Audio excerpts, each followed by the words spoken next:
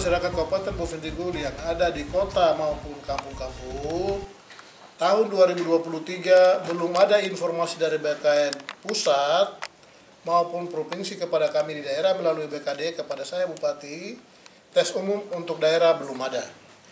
Yang ada 500 yang kami sudah umumkan, itu teman-teman, saudara-saudara tunggu. Kalau banyak tanya, saya tidak urus. Supaya dimengerti dan disampaikan kepada yang lain tidak dengar di RRI. Yang kedua, P3K untuk tenaga kesehatan itu 420.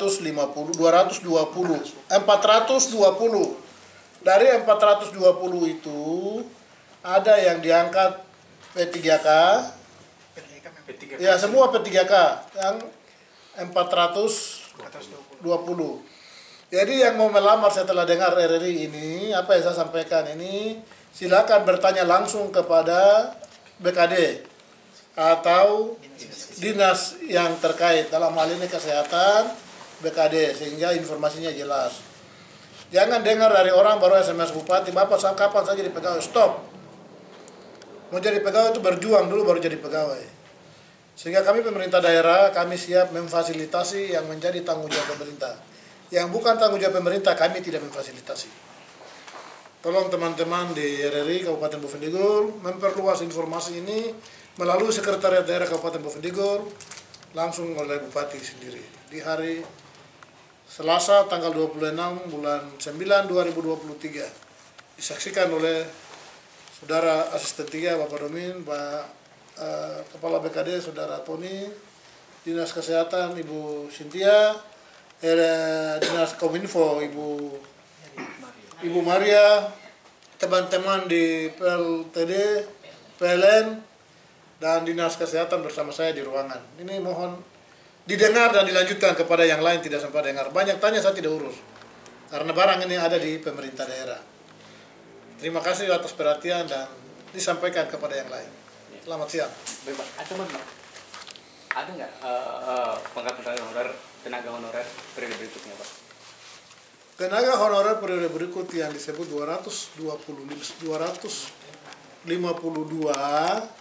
itu formasi umum yang akan kami sampaikan. Teman-teman yang tidak terakomodir yang kemarin itu yang kami akan akomodir. Tidak ada tes baru.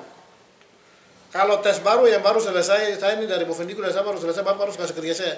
APBD kita sudah cukup. Tunggu nanti tahap berikut. Tidak ada lagi penerimaan yang baru. Yang 252 itu kuota untuk teman-teman yang tidak kami akomodir. Tapi melalui seleksi, tidak diangkat begitu saja. Saya sudah honor lama dari saya diangkat, itu nggak ada. Anda harus ikut seleksi sesuai dengan peraturan dan perundang-undangan yang berlaku. Sesuai prosedur yang disampaikan oleh Kemenpan RB di Jakarta melalui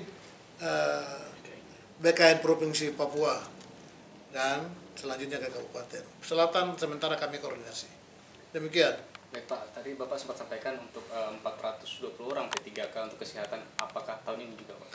Tahun ini, minggu ini sudah mulai informasi melalui media, cek, buka itu baru cek. Kalau tidak ada jaringan, pergi di Infocom, minta di situ, buka, dengar, dan baca. Tapi jangan tanya kapan sampai pegawai negeri, stop, karena baru kita urus. Oke. Baik, Pak, kalau tenaga gurunya ada, Pak, untuk P3K-nya? Untuk P3K tenaga guru belum terdengar oleh saya melalui BKD. Jadi akan kami tanyakan kepada Kementerian Menpan RB karena itu keputusan mereka, bukan kami daerah. Keinginan kami ada kesehatan, ada pegawai lain, tapi pusat sampaikan ke kami hanya kesehatan dulu untuk sementara. Tapi itu bukan formasi umum, sudah masuk dalam kuota K2. P3K. Ya. Yang lebih jelas tanya langsung kepada BKD. Ada teman-teman di sana. Baik, Pak, mungkin bisa jawab dari Pak Bupati atau mungkin juga Kepala BKD. Ini juga ada teman-teman yang bertanya juga, kalau sudah P3K ini bagaimana? Apakah masih kemungkinan CPNS? Seperti kita ketahui kalau P3K ini dia hanya kontrak, kalau di vertikal biasanya per 5 tahun. Kalau kan kurang tahu regulasinya seperti apa. Apakah masih mungkin kan untuk jadi CPNS seperti itu? Yang mereka apabila tes P3K. Baik, izin menjawab. Untuk P3K setelah lulus memang dia harus ikut prosedur. Artinya dia mendapatkan perjanjian 5 tahun itu, 5 tahun sorry, P3K.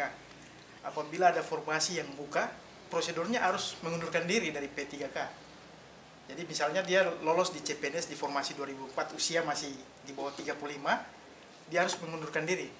Konsekuensinya dari P3K baru bisa CPNS. Seperti itu. Mungkin juga bisa dijawab juga, mungkin izin Pak, terkait P3K apakah punya jenjang karir ini? Baik itu KGB ataupun juga jenjang karir jabatan. Kalau P3K kalau tidak salah kan bisa punya jabatan fungsional, apakah bisa?